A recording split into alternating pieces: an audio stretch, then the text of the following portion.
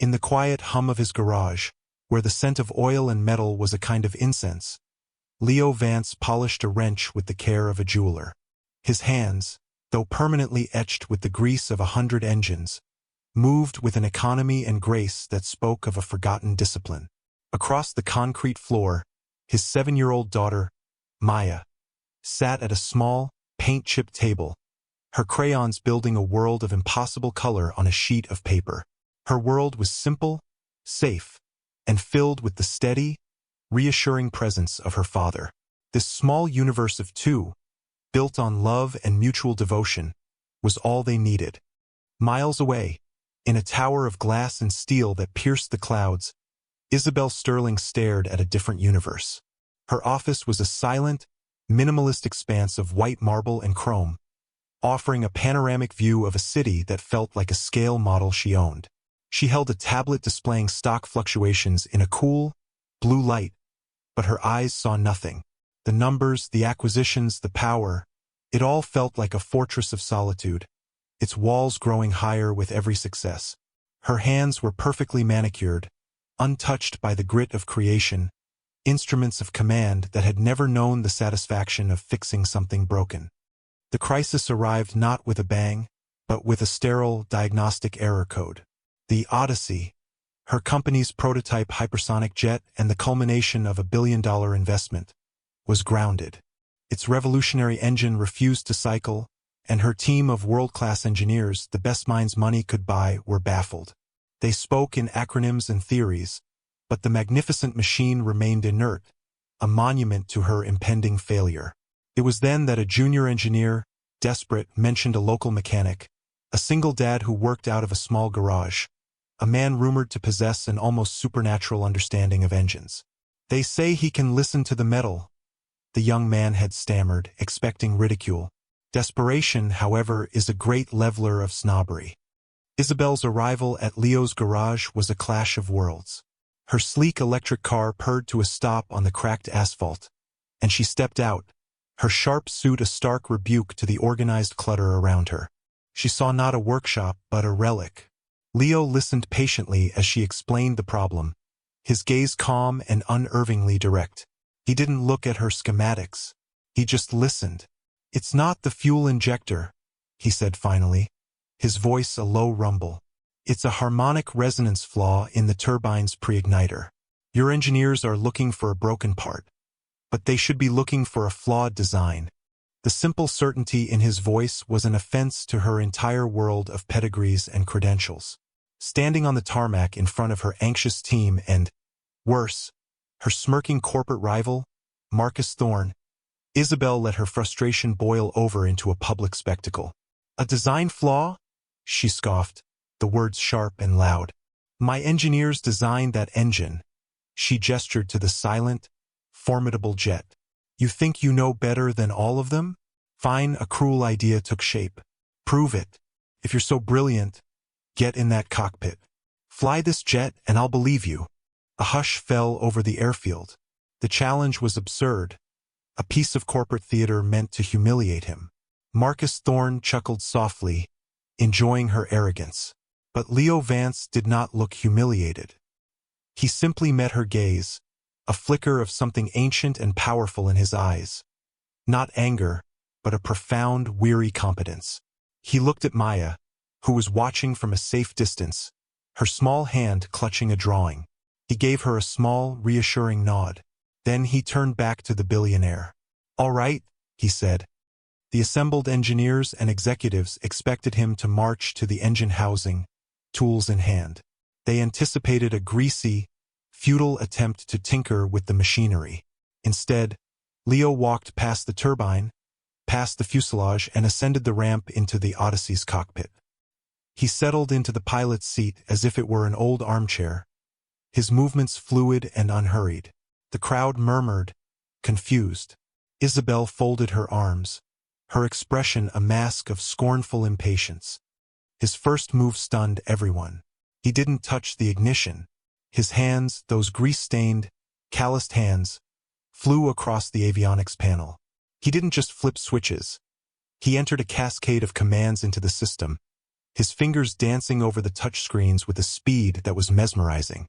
The primary displays, which had been showing error messages, flickered and came to life, filled with lines of diagnostic code Isabel had never seen. He was bypassing the standard operating system, speaking directly to the machine's core logic. He was reprogramming its brain. In under a minute, a green light blinked on the console, a light her own team hadn't seen in weeks. Only then did he initiate the startup sequence. There was no stutter, no strained roar. The twin engines spooled with a clean, perfect whine, a sound of flawless power unleashed. The jet hummed, alive and eager.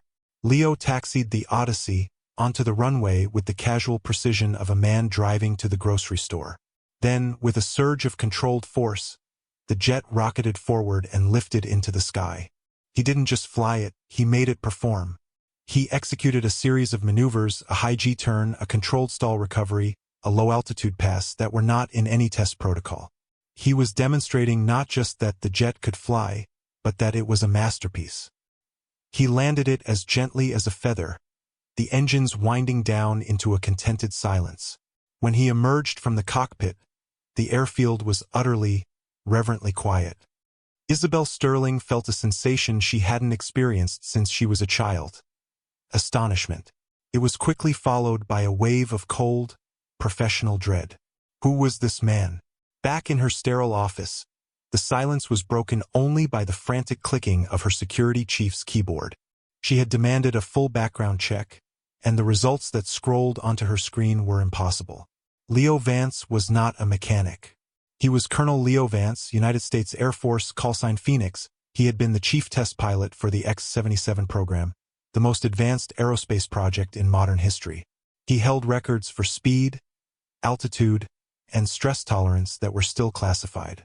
His file was a litany of superlatives, a portrait of a living legend.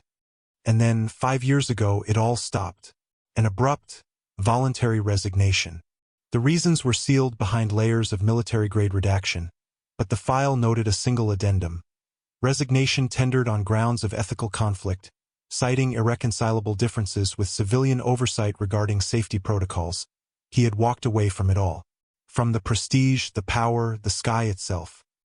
He had chosen a life of grease and obscurity to raise his daughter alone, after his wife, a fellow officer, had passed away. Isabel stared at his service photo, the sharp jaw, the clear, confident eyes, and felt a profound sense of shame. She hadn't just underestimated a mechanic. She had publicly insulted a hero. Driven by this new, unsettling respect, Isabel returned to the garage. This time, there was no entourage, no condescension. She found Leo under a half-disassembled car, his daughter Maya sitting beside him, handing him tools. The domestic tranquility of the scene felt more powerful than any boardroom. Isabel stood awkwardly in the doorway until Maya noticed her. The little girl, without a trace of fear or shyness, walked over and held up the drawing she had been clutching at the airfield. It was a picture of the Odyssey, a crayon rendering of the jet soaring through a bright yellow sun. In the cockpit, a smiling stick figure wore a pilot's helmet. "Daddy fixed the bird," Maya said simply. The innocent art, the simple truth in her voice, pierced Isabel's corporate armor. She crouched down, accepting the drawing as if it were a precious document.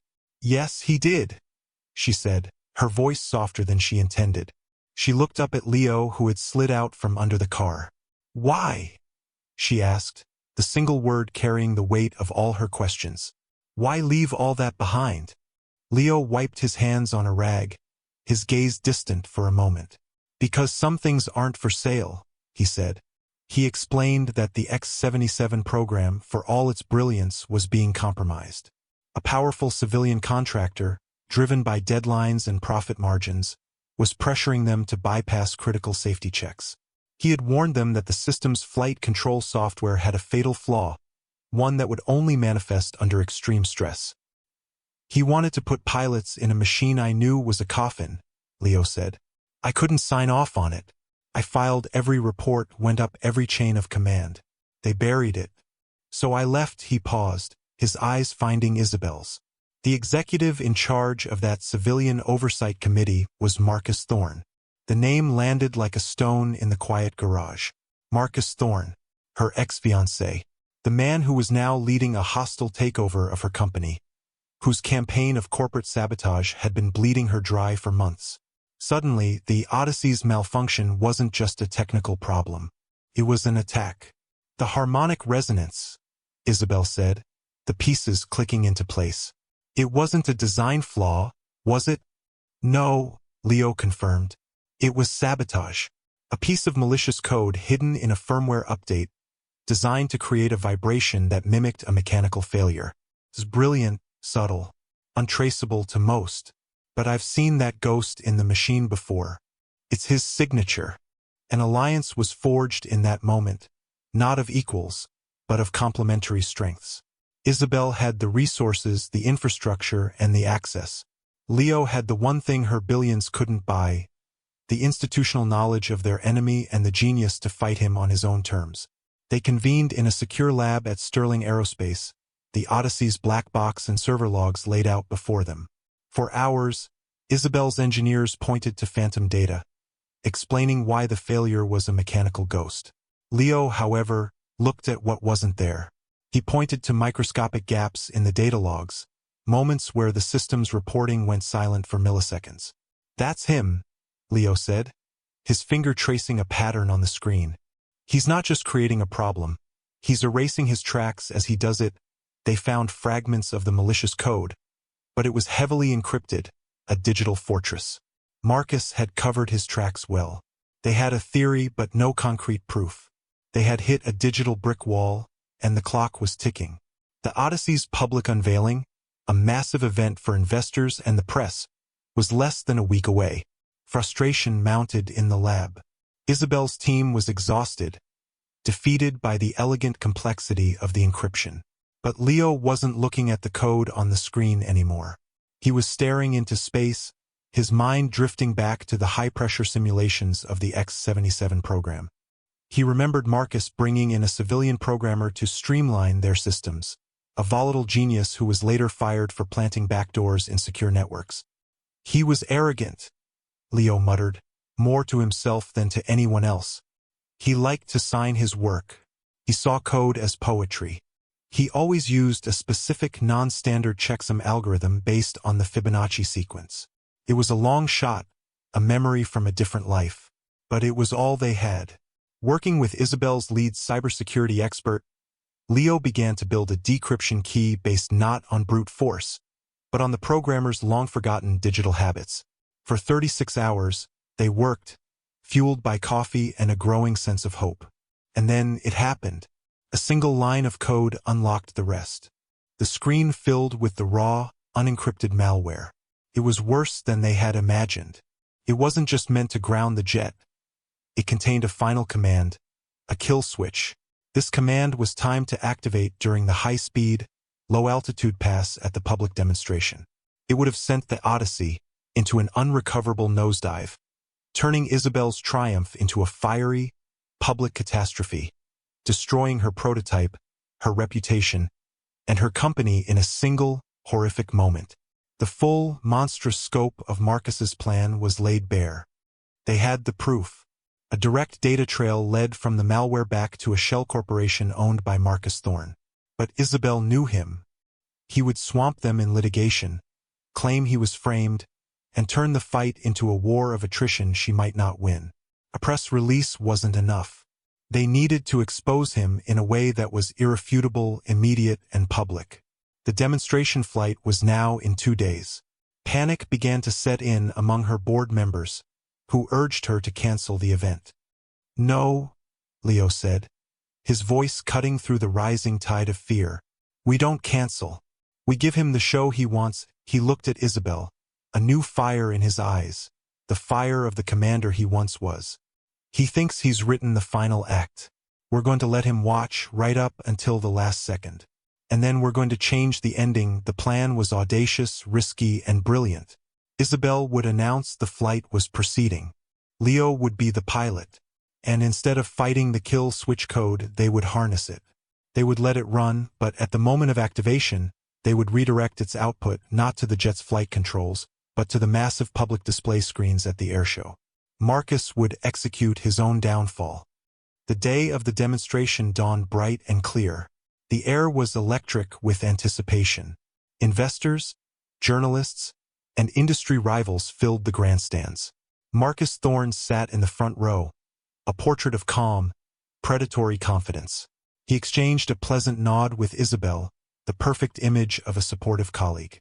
When Isabel took the stage, she started with an unexpected announcement. Due to the unique complexities of our prototype, she began, her voice steady, today's demonstration will be conducted by a man with a singular expertise in this field, a man I am honored to welcome back to the sky, Colonel Leo Vance. A ripple of shock went through the crowd. Marcus's smile faltered for a fraction of a second. This wasn't part of his plan. Leo, dressed in a simple flight suit, walked across the tarmac with quiet purpose and climbed into the Odyssey, the engine spooled. That same perfect sound of contained power. He took off and the jet ascended with breathtaking speed. On the jumbotrons flanking the grandstand, the audience watched the telemetry, the altitude, the airspeed. Leo began the flight pattern, bringing the jet around for the high-speed pass. In the crowd, Marcus subtly checked his watch. The moment was coming. The Odyssey screamed toward them, a silver marvel against the blue. And then, at the exact moment the jet should have faltered, the telemetry on the screens vanished. It was replaced by something else. Lines of code, decrypted emails, bank transfers from Marcus's shell corporation to the disgraced programmer.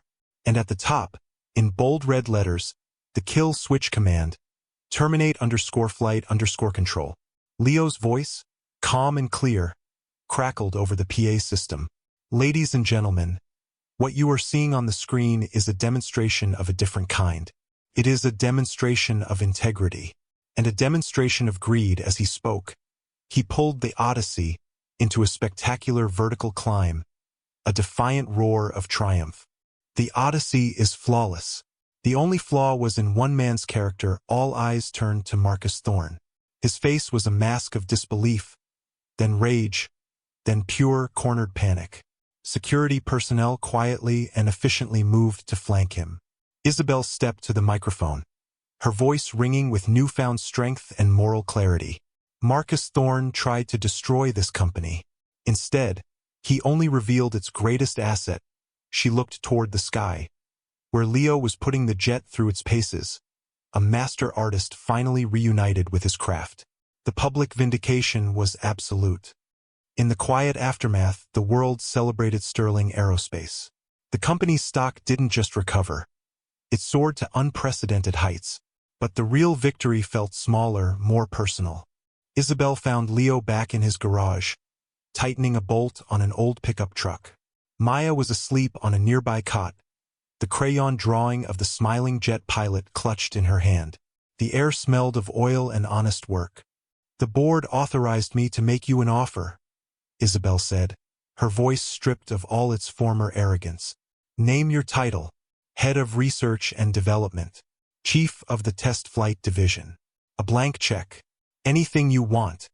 Leo looked from the sleeping form of his daughter to the powerful woman standing before him. He saw not a billionaire CEO, but someone who, like him, was trying to build something that would last. He smiled, a genuine, warm smile. "I'll accept," he said. "On one condition. I'll run a new division. The Phoenix Division. Independent.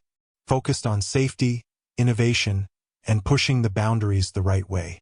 But my hours are 9 to 3. I have to be able to pick my daughter up from school. That's not negotiable." Isabel's answering smile was the first truly happy one he had ever seen from her. "Deal," she said without hesitation.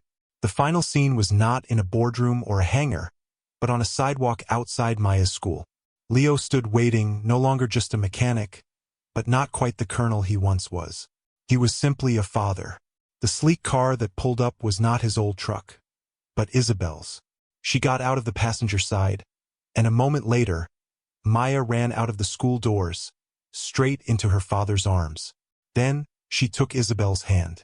The three of them walked away together, a small, unlikely constellation against the setting sun. They were not defined by their pasts or their bank accounts, but by the future they had chosen to build together. a future built not on power, but on principle. Have you ever been underestimated? Have you ever felt that your true worth was invisible to the world? Leo's story is a reminder that integrity is a quiet force, and character is a currency more valuable than gold. True genius isn't always found in the towers of power, but sometimes it's hidden in plain sight, waiting for a chance to fly. Share this story if you believe in the power of second chances and the quiet heroes who walk among us.